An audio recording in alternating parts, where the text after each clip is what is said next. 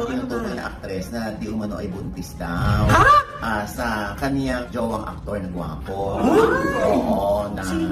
Yun nga, di ba, sinasabi po, di ba magka-live-in na sila? Obviously, kung mabubuntis siya, ay hindi na shocking yun, hindi na nakakagulat. Eh kasi, meron naman siyang jowa, so, posible. Sino nga? Ano lang, parang ganyan pala yung may napalakas lang dito. Sorry na.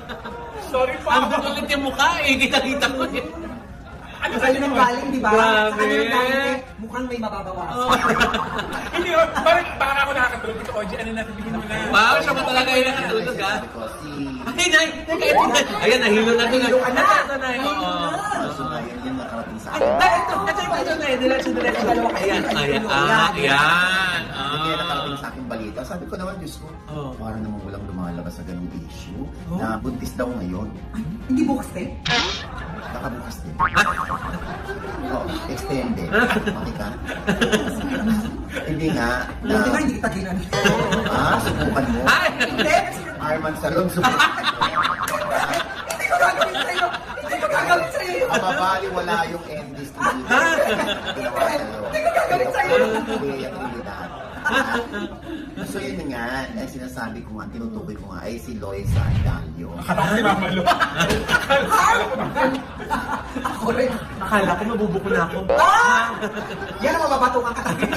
Yun nga pinapatanong sa akin na, uy, tanong mo naman ko si buntis si Loisa. Bakit? Anong resibo? Eh yun nga, sabi ko, ang hirap naman nun. Ganyan. Anyway, sagutin na rin ni Loisa kung gaano ito katotoo, no? Na siya ay pregnant ngayon.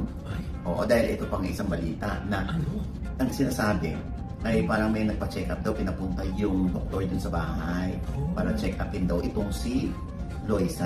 House visit? Oo, tapos akala nung doktor ay parang isa sa mga kasama sa bahay lang yung papacheck up. Yung pala si Loisa daw, papacheck up. Sabi ko, totoo ba yan? Kaya alam mo, tinanong ko yung isang kamag-anak ni Ronnie Alonte. Oo. At ang sabi niya, parang hindi naman totoo, Ochi. Kasi ang alam ko, breadwinner ng pamilya si Loisa. Ano yun, te? Pag breadwinner, wala nang karapatang mabuntis. Kasi breadwinner, ganun ba yun? Winner ka. Diba? Oo na, oo. Arman eh. Arman Parang mga high blood yung mga nasa likod dito, Oji. Hindi, so yun naman, sinabi nung kaanak naman ni Ronnie, parang hindi yata totoo yan.